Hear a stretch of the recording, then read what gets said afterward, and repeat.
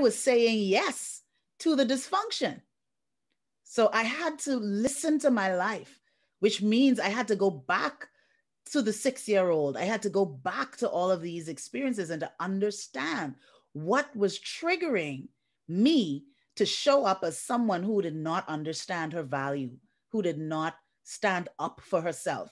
So another lesson is also to understand your power and to speak up. That's what Limitless Life is all about.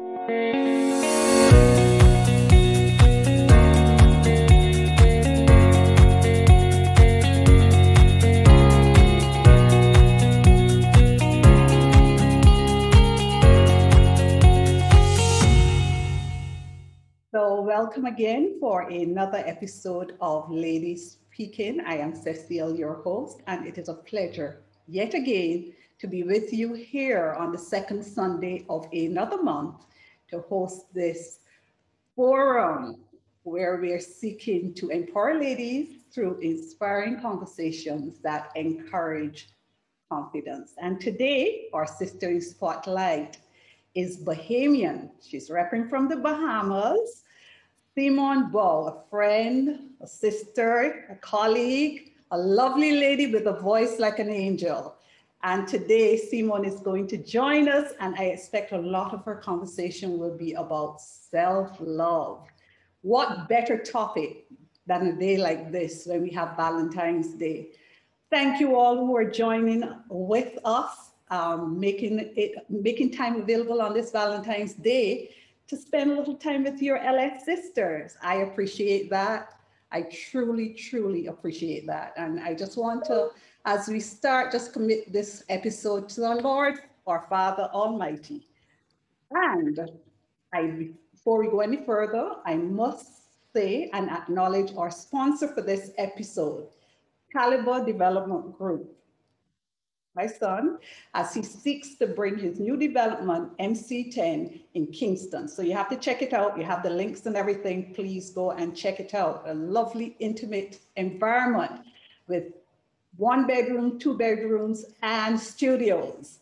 So check it out. So let's get started. Simmone, how are you today? I'm doing well, Cecile. Thank you so much. It's really good to be here, and thank you for the invitation. Lovely. You want to I introduce you as a speaker, a singer, a strategist. You want to give us a little song to take us off? Oh man, you put me on the spot now. Let's see, what song could I sing today? A love song? Of course, today's the day of love. Right? Just give us a little one verse. Right. Here's one of my favorite ones to sing. I am so in love with you. Whatever you want to do is all right with me, with me. You make me feel so brand new. I want to spend my whole life with you.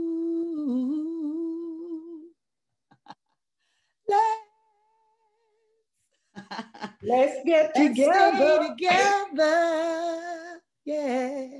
Loving you whether times are good or bad. happy or sad. Thank you for that, Simmone. So, Simmone, self-love. You are the Limitless Life Coach. Tell us what self-love means to you. For me, it is about really knowing yourself, understanding yourself, and embracing yourself in all of who you are, all of the wonder of who you are, and all of the things that you wish were different about you. Loving all of it. And I think that we've had this myth that self-love is self-care. And self-care is really a part of self-love. It's a way of showing that you love yourself when you can take care of yourself and make time for yourself and to pamper your body. But I believe it's deeper than that. I believe that self-love it shows up in how you show up in the world, how you make decisions, how you interact and connect with other people and yourself.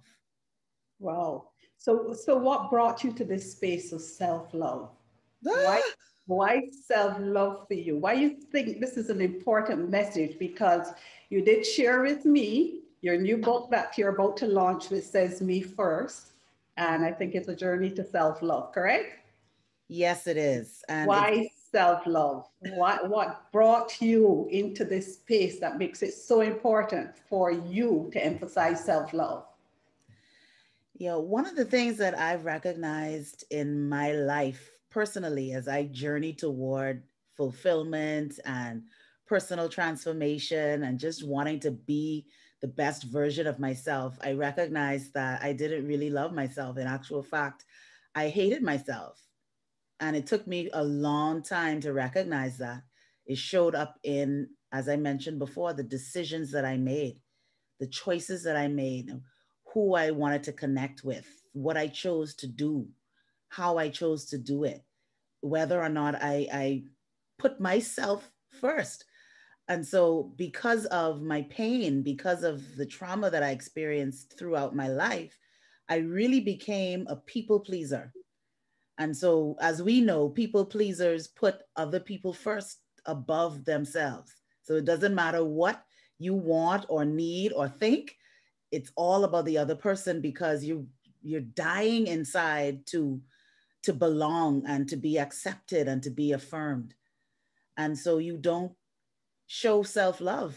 In actual fact, in your subconscious, you don't believe that you matter and you don't believe that you deserve to be loved and that your voice should be heard. Well, this is a community where we talk about resilience, audacity, and persistence. You have just dropped a whole heap on us about not loving yourself, Yeah. about the trauma, the experiences you had that caused you to realize this is an important thing.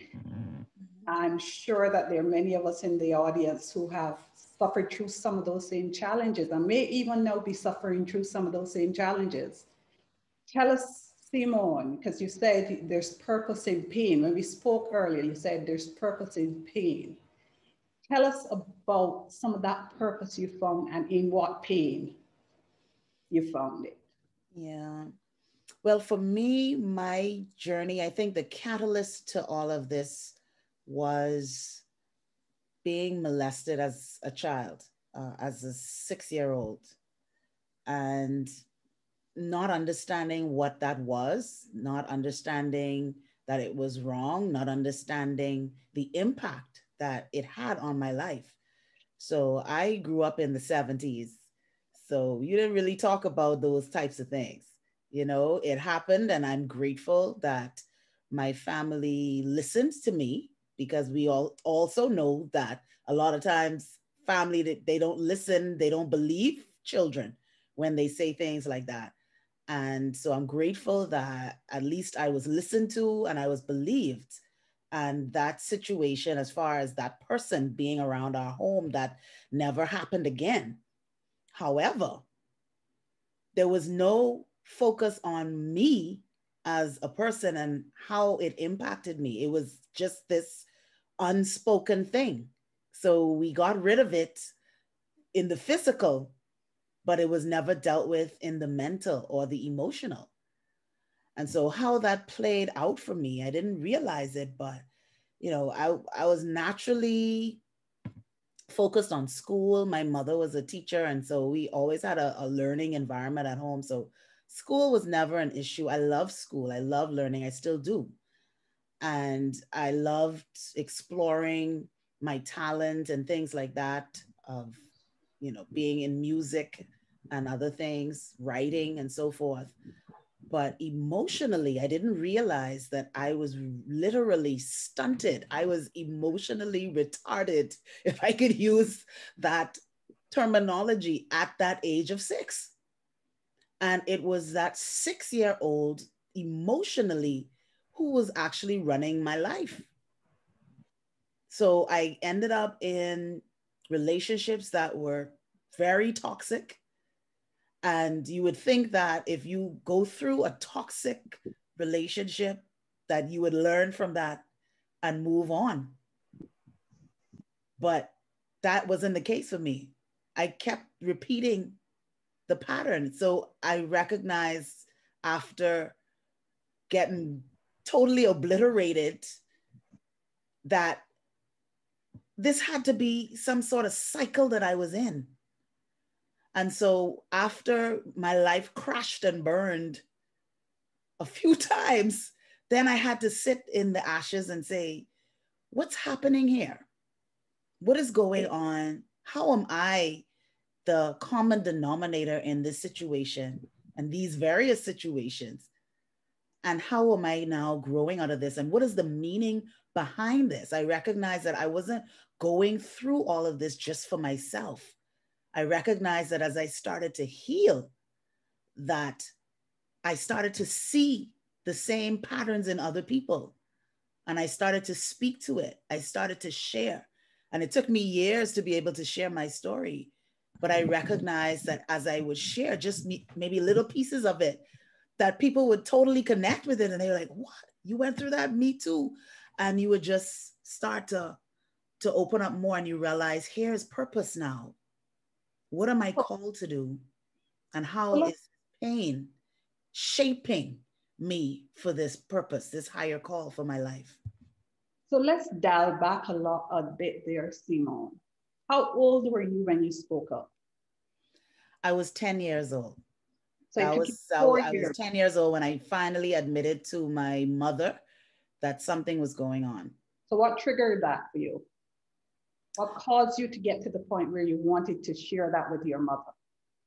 Well, in actual fact, I didn't. And so it was something else that was happening at the time. And I went for a checkup. And I actually was having a reaction to something that I think in the swimming pool at my school, we would learn how to swim.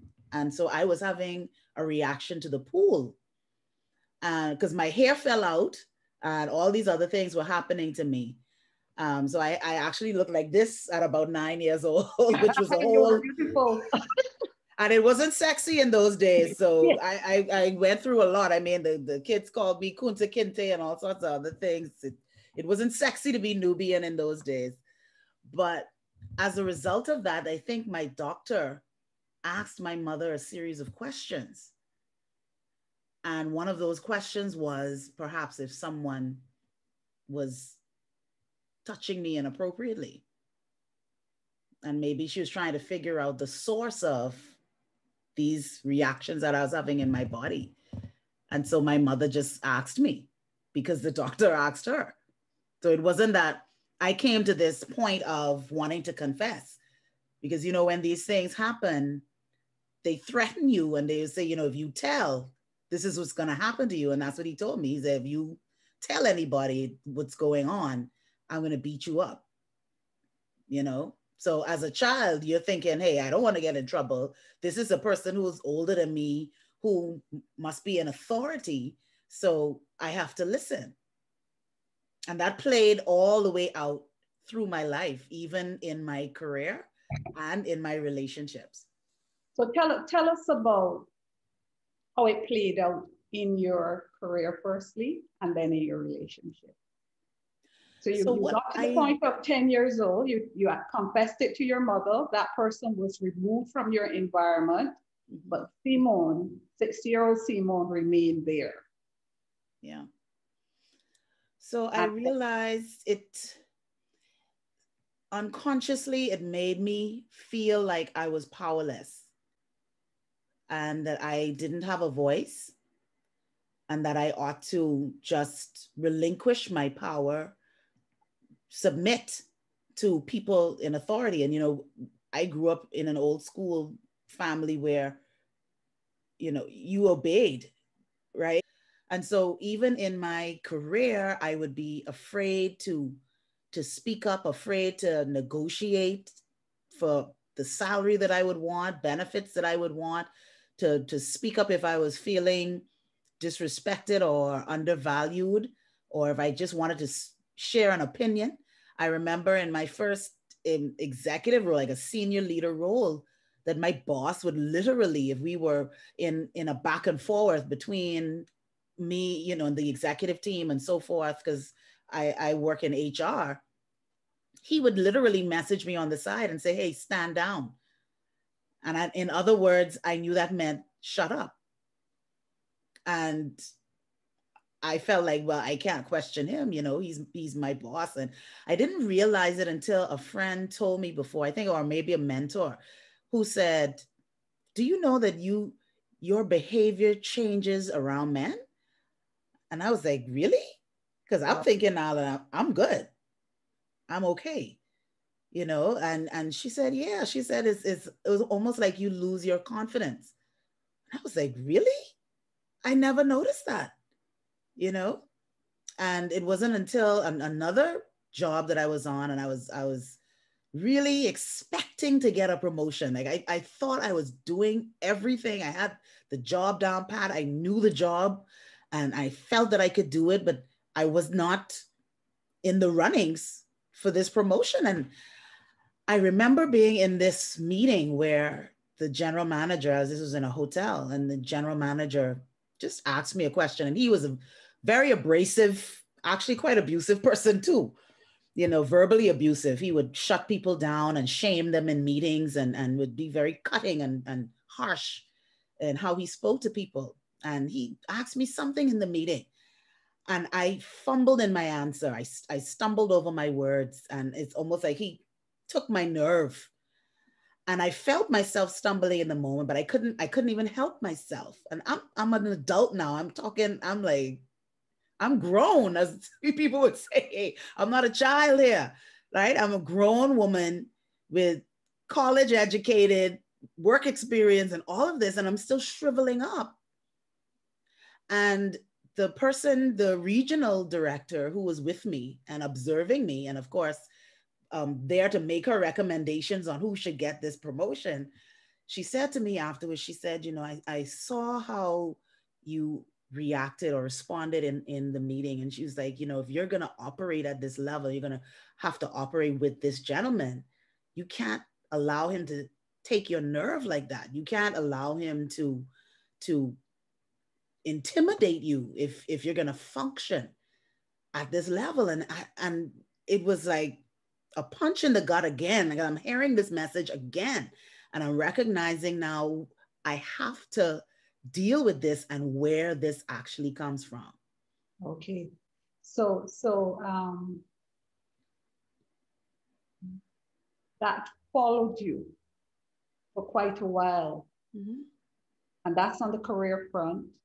Thank God for the angels like your regional director who come Yeah. forth and have the here to say something that can empower you. Because sometimes it's about awareness as much as it is about understanding what next to do, you know? It Yes. starts with the awareness. And many times people don't give us the gift of awareness. Sometimes they may think we're not ready to receive it, Yeah. but we flounder in the dark when we don't have the awareness. So that's on the work front. Tell us about in your personal life now. How did this all?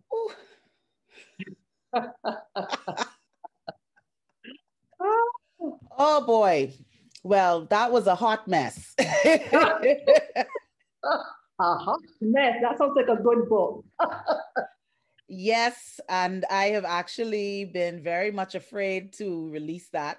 And I've been playing around with this book now since 2012, to be honest with you. You know, they say the book that you most need to write is the one you are afraid to write, eh? So Exactly. just planting that. Yes. Thank you for that gift. Oh You're boy, welcome. where do I start? Yeah, start at the beginning. I'm sure we're all ears. I know that's the scary part.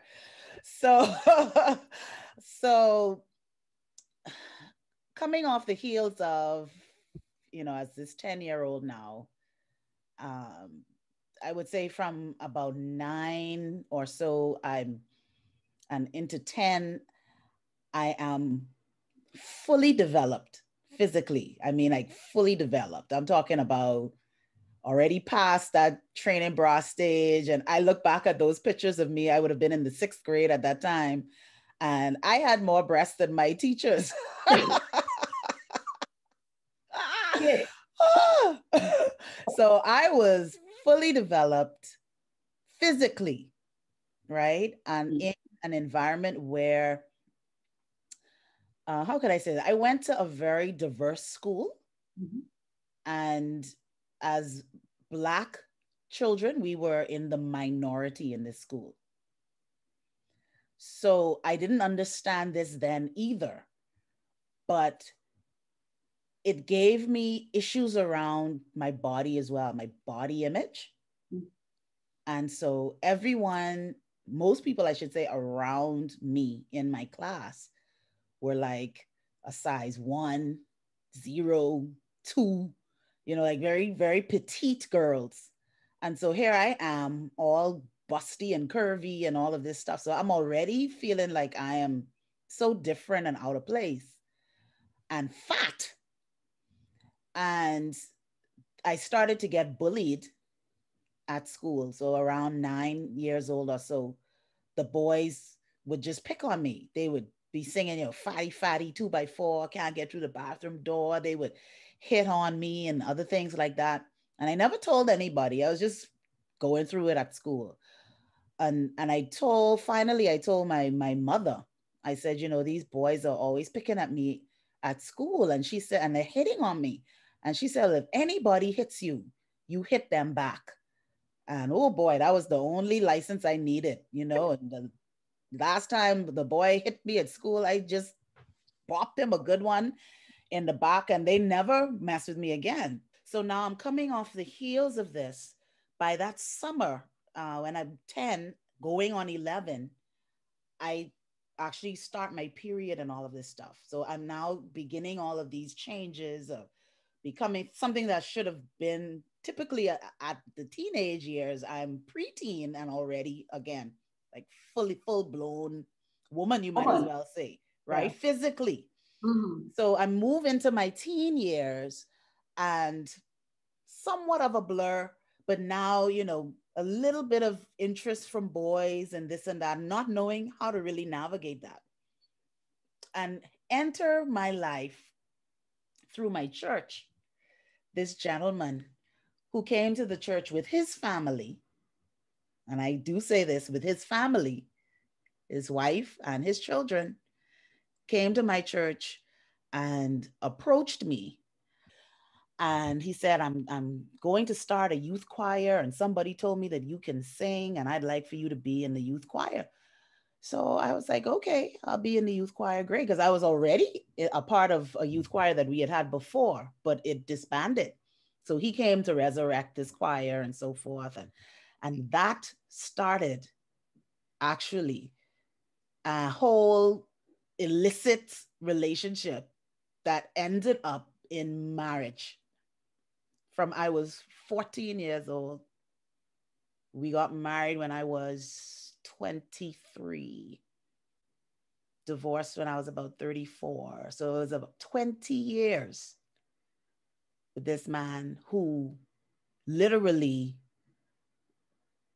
brainwashed me. I mean, and conditioned me to believing that I was supposed to be with him, that no one else would love me, and that I was this little girl that just needed to, and he didn't say it in those words, but the way that I was treated in that relationship was complete and utter control. Even when I went to college, and I went to college in the US, I had to give him my schedule, my class schedule, and he would time me.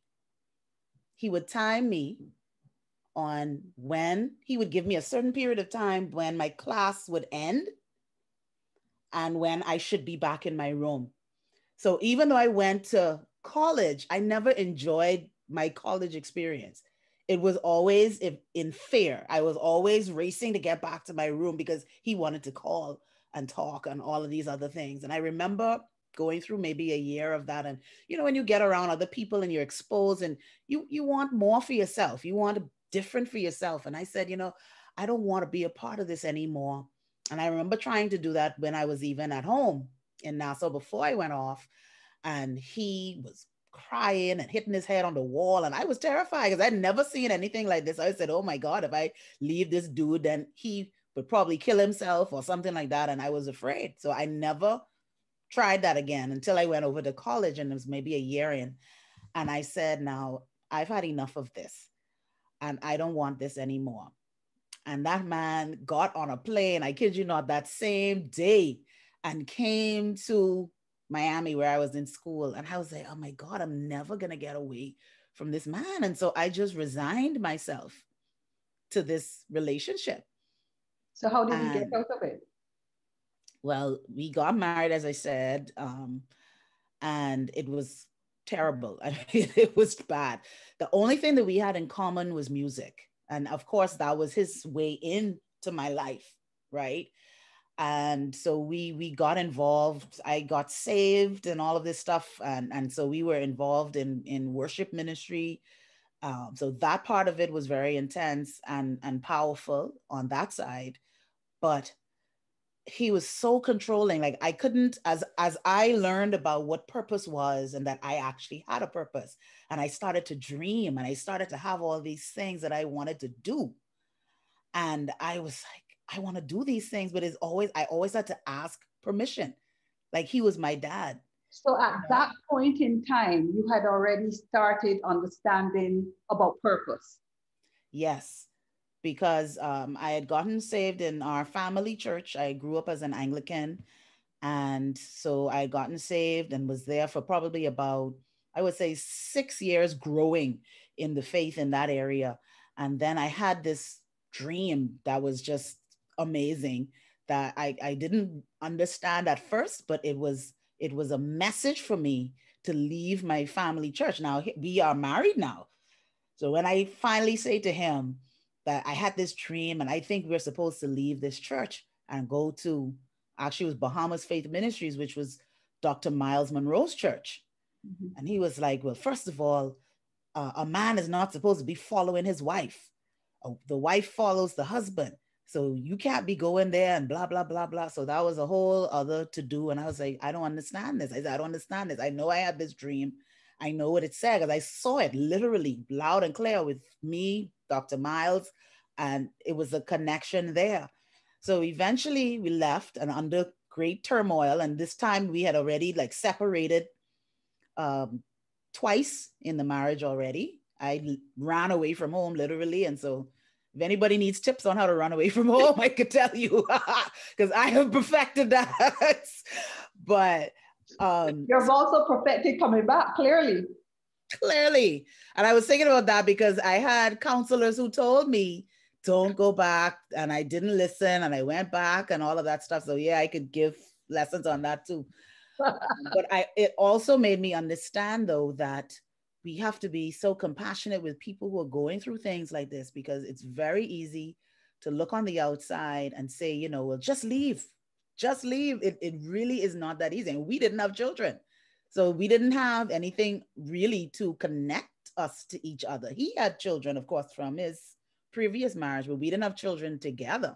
Mm-hmm. But it was still this soul tie, this emotional attachment, the codependency and all of the other things that were happening.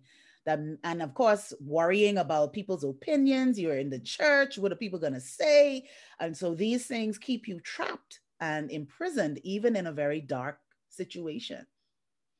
And so we moved on to the church, to Dr. Miles Monroe. And of course, everybody knows he's big on teaching purpose. He's like the father of teaching purpose and leadership, vision, kingdom, potential. All of those were his core messages, and he didn't teach anything else. So I got like 5 years of this indoctrination in that awakened in me an understanding that I was born for a reason. But here I am in this marriage that's supposed to be ordained by God. I'm supposed to be submissive to this person who's the head of my life, as we are taught, who didn't buy into my purpose. I had to live my purpose on his terms. And so I was conflicted. So you got out of that? Yes, I was conflicted because I'm like, I would cry night after night. I would ask God, I was like, why would you put these things in me to do if I can't do it? Why would you give me these gifts if I can't do it? So what got you to the point where you left and left for good? Yeah. Because we know there's a second marriage coming up, right? Okay, yep. So let's hear. So in the course of, because I mentioned he was very controlling, and that came really from his own insecurities. So he felt actually real insecurities about me, and feeling like, and he never finished school and never went to college, but he had he was in a management role in his job, a supervisory role, always made way more money than I did as I started my career as a teacher. So, that was just survival money as far as a salary. But always felt like I wanted to be with an educated Black man. And so he just felt very intimidated by anything that would expose me to men like that. So it didn't matter if it was in my career. Like, I remember when we first got married, he would ask me, who I sat next to, who I talked to. He would smell my hands, all sorts of craziness. Oh, God. So it was like, what? And so it made him do certain things that were just really crazy. So I remember on one occasion where we separated and all that, he came to my job and actually spoke to my boss and said, I believe Simmone is having an affair with one of your teachers. And he came and he trashed my car. He took all the stuff out of it and dumped it in the parking lot and all sorts of craziness. How did you get out of it, Simmone? So I'm getting to it. I'm just trying to tell you what led up to it, right?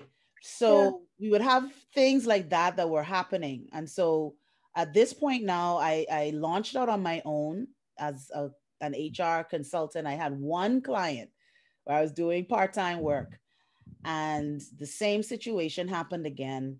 He felt that I was having an affair with somebody there on that consultancy. So he approached the owner of the company, who was a member of our church at the time. And he said, I think that they're having an affair. So the owner of the company called me in, and I'm thinking that it's a work meeting. So I'm there, sitting there, with my notepad and pen. And I'm saying, okay, waiting to hear what instructions he has, something for me to do. So I'm sitting there with my notepad and pen. And it's almost as if he had this prepared speech, because he had these notes in front of him. And he started to give me this little lecture about marriage and the sanctity of marriage. And I'm like, I could just feel my heart just dropping, because I said, okay, he's come to him too and said whatever he said and I could just feel myself just dying inside. And so I just, as he's talking, I just slowly put my notepad and pen away in my purse. I pull out my wallet and I get the ID and everything that I needed for that to access that job. And I'm holding it in my hand till he's finished. And it was all I could do. I said, I am not going to give the satisfaction of crying in this office. I said, I really just feel like bawling, but I'm not going to give him the satisfaction. And when he was done with his speech, I pushed the ID on the desk and he looked and he's like, what are you doing? What are you doing? I said, this is it. I can't do this anymore. Now, bear in mind, now I left my job and this was my only client. Older and authority again? Your first step. Pardon? He was older and he had authority. So this was your first step to claim yourself. This was my first to reclaim my power. Mm-hmm. And my first decision, I didn't ask anybody's opinion to say, what do you think I should do? this is what I felt in that moment. And I took that power and I pushed that ID on the desk and I said, I can't do this. And he was like, what are you doing? We have work to do. We have work to do together. We're not done with our work. I said, I can't. And that was all I could do. I said, I can't continue this. And I picked up my bag and I left his office with all the dignity I could hold. And I ran into the restroom and I bawled my eyes out. I bawled and bawled and bawled. And I called my sister and I said, you would not believe what he did. And she said, you have to get out. She said, you have to get out of this. And I called a high school friend of mine who I, funnily enough, had reconnected with over many years. We had not spoken. We were best friends in high school, and she worked at that same hotel. And I called her because her parents had apartment buildings. And I just maybe a week before asked her about these apartments. And it must have been something brewing in the spirit around me, And I called her and I said, I think I'm going to need that place. And I started crying again. She's like, what happened? And she said, where are you? And I told her where I was. And she said, okay, come and meet me here. And she gave me the key to her parents. It was a place where she was staying, where there was like a beach house that her parents had. And she said, come and get the key. She told me where to find it. She said, go there and I'll meet you after work and we'll figure it out. Okay. And that's what I did. I ran to the house. I got a couple of pieces of clothes, my passport, and I went to that place and I never looked back. And it was very difficult because when he realized that I was gone, he again started to blow up my phone, which you would typically do. He's sorry, he didn't mean it, this and that. I'll go to counseling, whatever you want to do, just come back home. And I just said no. And it just grew from there. For me to be able to not go back again. So we want to get onto the second marriage, and I'm sure the audience or our participants here have questions for you, because we also want to hear how you found yourself throughout all of this. How did you find yourself? Because today you have a brand as the Limitless Life Coach. Mm-hmm. So clearly you have gone through a lot in life. You've experienced lots of hardships in terms of your own self-worth. Yeah. And yet you are today sitting in a place where you declare yourself as the Limitless Life Coach as you work. Because what I should share as well, Simmone has a platform as well where she works with men. It's called Men Speak. Mm-hmm. And every once a month, Simmone, tell us about Men Speak. Men Speak makes me smile because after all that I've been through, I'm like, why would I have a desire to ensure that men have a platform and men have a voice and men feel empowered? I just like, I don't get it. Yet you're there. But it actually happened as I continued, as I mentioned, on my journey to heal and to understand myself, to understand how I showed up in this place, how I got here. Right? When you sit in the ashes of your life, as I like to say, and look around and you figure out, how did I get here? And so I started to work with women and I started to recognize that as I worked with women and as I talked with women, I started to just listen more to men. And I recognized that there was this huge disconnect between men and women. First and foremost, that a lot of women did not acknowledge their part to play in toxic relationships. Now, it could be in cases where, like me, where you don't speak up, you don't know what you want, you go into situations blind, so to speak, and you don't have boundaries, you don't have a sense of self. But there's also the other extreme where people, they describe in particular in our culture, the angry Black woman, right? The woman that is just has all the walls up and I'm not going to let anybody hurt me again. And I'm coming out with all my armor on and I'm blazing because I am not going to be diminished. I am not going. And so when we put all these walls up, it is not helping us to really create the harmony between the genders.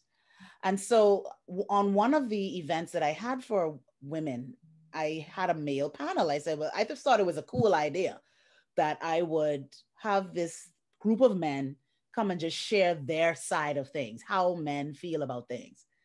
And that was probably about 6 years ago. And it just took off with a life of its own, where I would have a male panel. I'm the only female on it. And all I would do is throw questions out, and those men would have at it. And sometimes they argue with each other, but they bond with each other.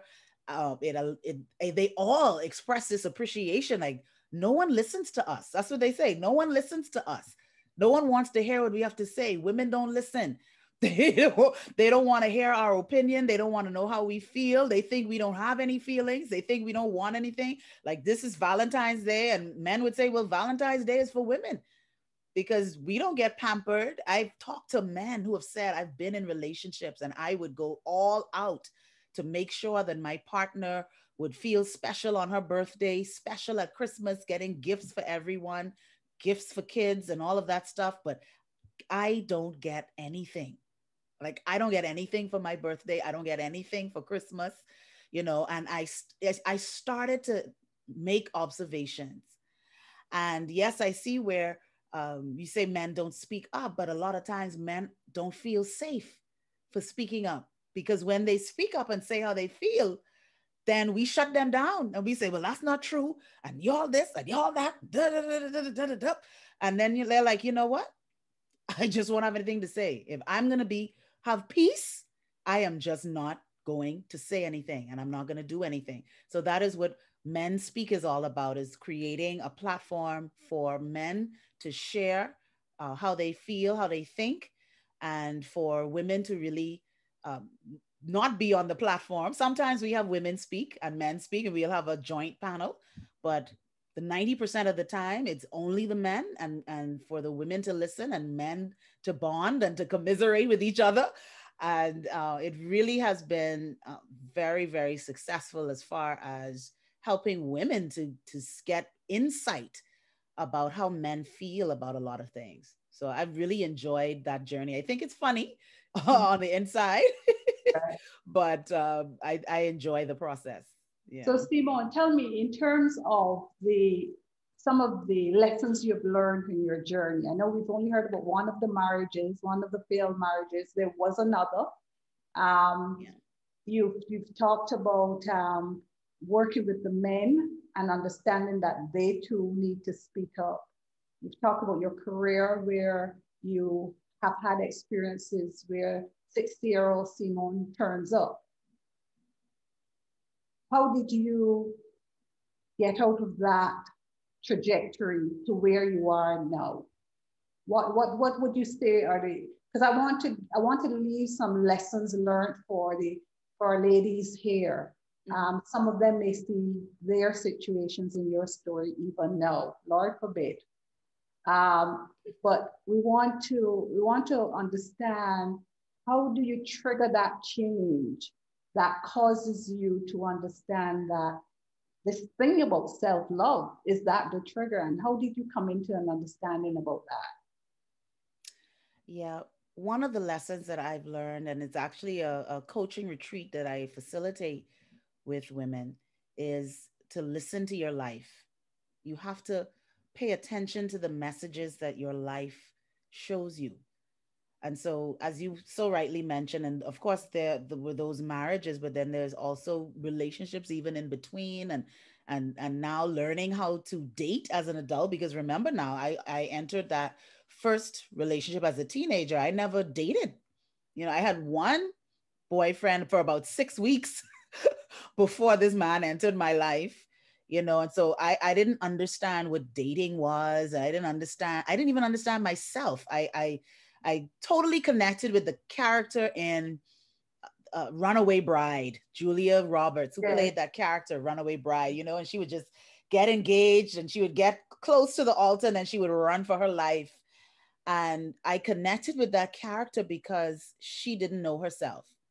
What she would do was just morph and become the person that she felt would be the best partner for the person that she was with. She was not being authentic. And she literally, if you notice, when she broke up for the last time, she she would have a counter full of eggs done different types of ways. And she'd say, let me figure out, how do I like eggs? Do I like scrambled eggs, boiled eggs, eggs over easy? Because she would just adjust herself to the person that she was with.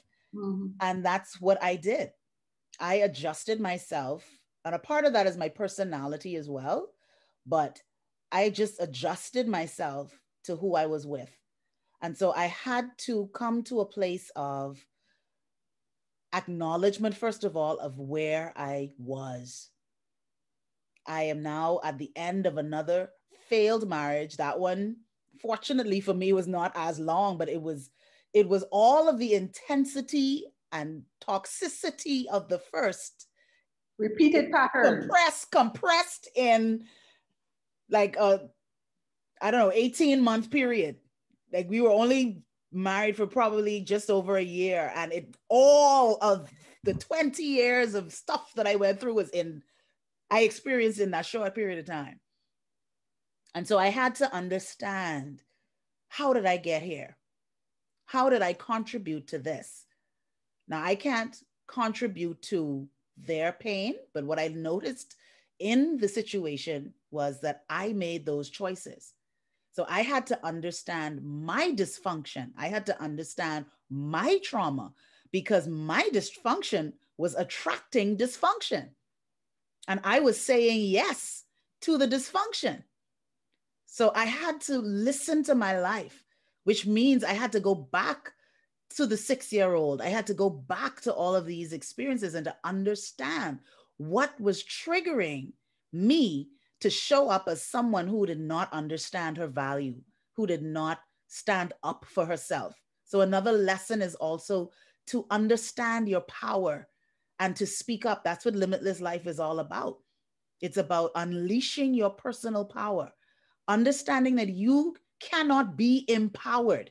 So I've moved away from calling the events that I used to do. I used to call them empowerment events.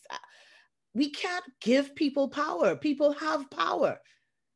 People have to understand that they have power and to operate in that power.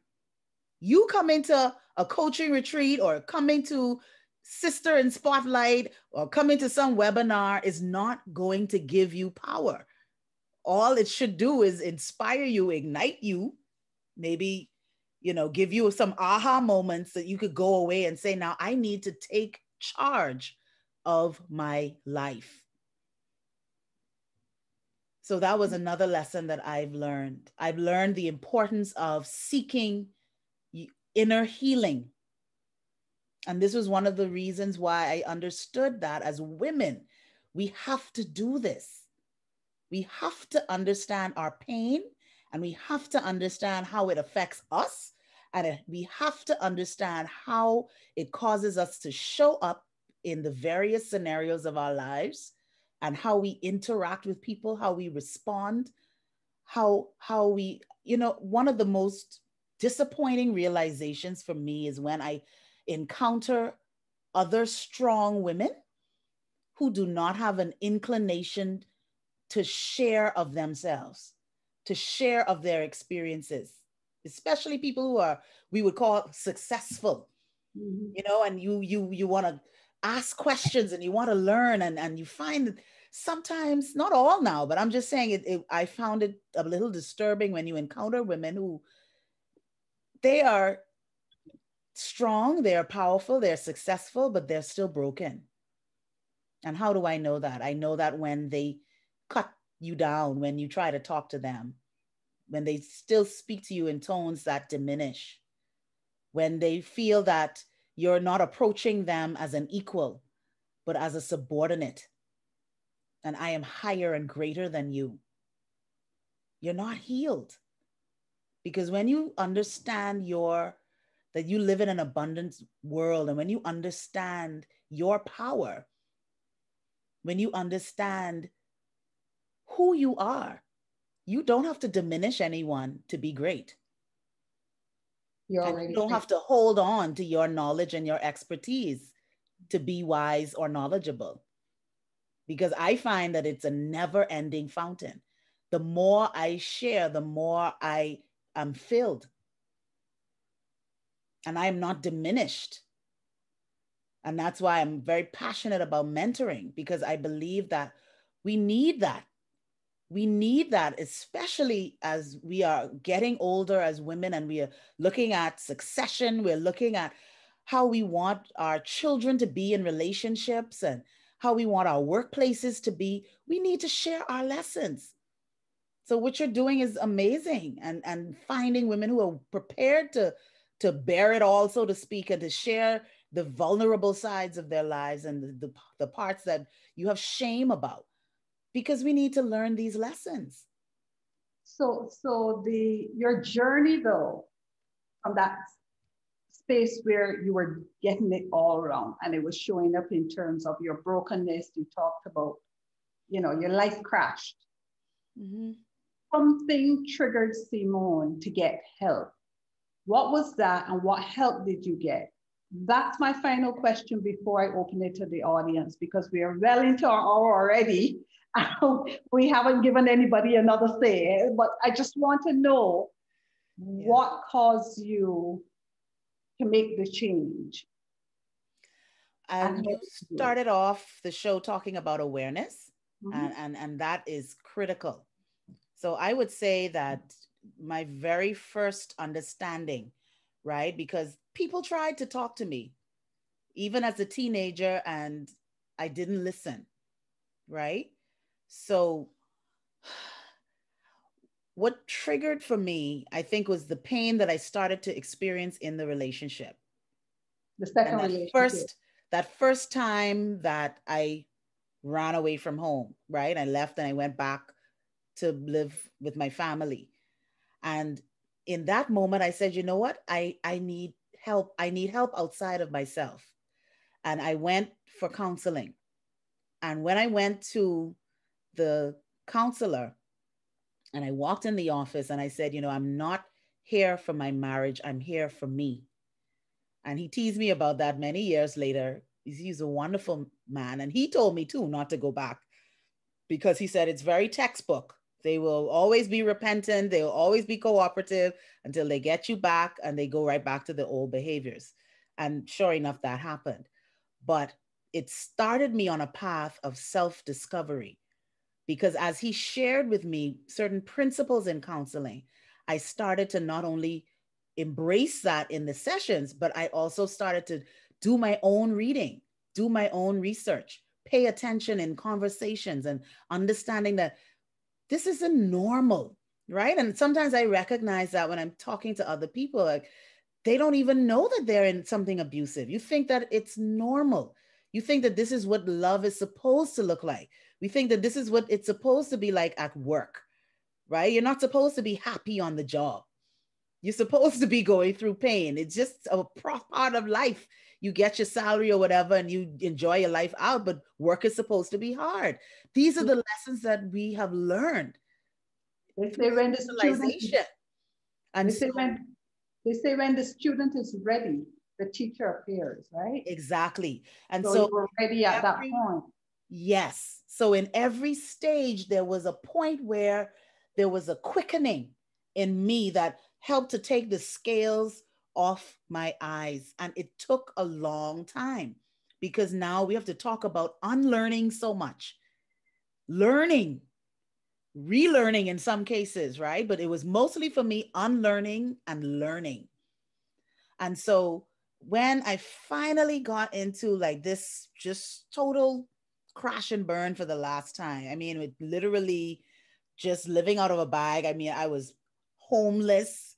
My business crashed because I again was full time in my business, and he was a part of it, and it just was a hot mess, and I was down to absolutely nothing.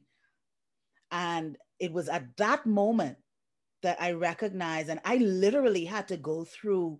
I mean, I was still very spiritual, so I was having dreams, I was seeing things that I was like, I need to understand what's happening with me. And it pushed me to research what was going on, to understand these things that I was dealing with the levels of dysfunction. And in actual fact, in that relationship, he had childhood struggles as well that played out. Like it was almost as if he couldn't help himself either, because he grew up in abuse. He grew up, and so he had his own issues.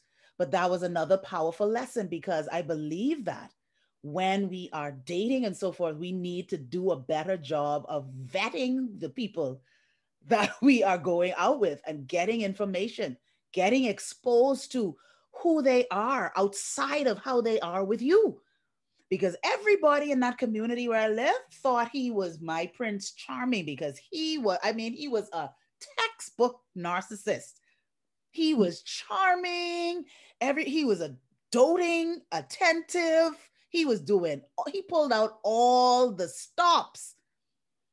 But it wasn't as if I did not see the signs and I ignored the signs. So that's another lesson too. Don't ignore the signs. There are always signs. And we choose to overlook the signs for our own personal reasons. And often it is our dysfunction. It's our fear of being alone. It's our fear of not being in a couple. It's whatever the things are that drive us to stay in situations where we don't belong. And a lot of times I feel the core of it is, again, self-love. So Do how do I you love feel? myself and honor myself enough to protect my essence and to make decisions that uphold my value? Do I love myself enough? That's the question. So how do you feed yourself? I said that was my last question. How do you feed yourself? And how do you honor 6-year-old Simmone? Yeah. Well, I definitely had to put 6-year-old Simmone to rest. It was time. It was time. That's the way to honor her. And I had to acknowledge her for where the part that she played in my life, but I recognized that she could not continue to run my life.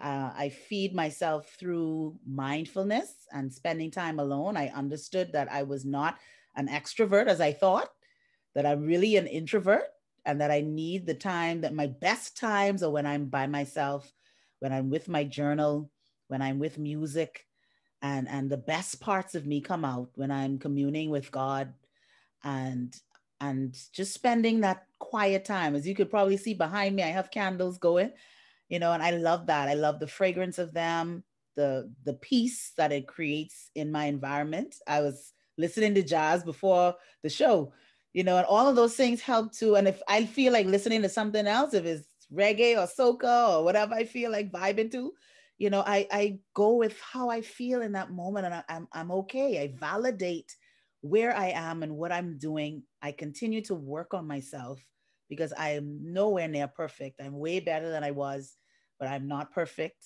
and I'm still striving to be the best that I can be.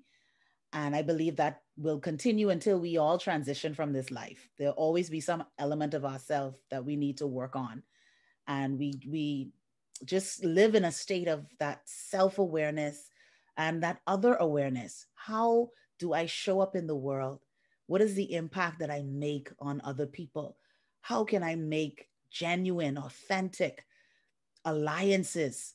I look at all of you, the sisters that I met 6 years ago in Trinidad, and we have a genuine connection as women that I honor and I appreciate, for all of you who are here today to connect and for us to share with each other. And all of that fills me up to know that I can find genuine connections with people, and that I can share and I can learn, I can grow, I can understand, and continue to pour out in my purpose as I am filled.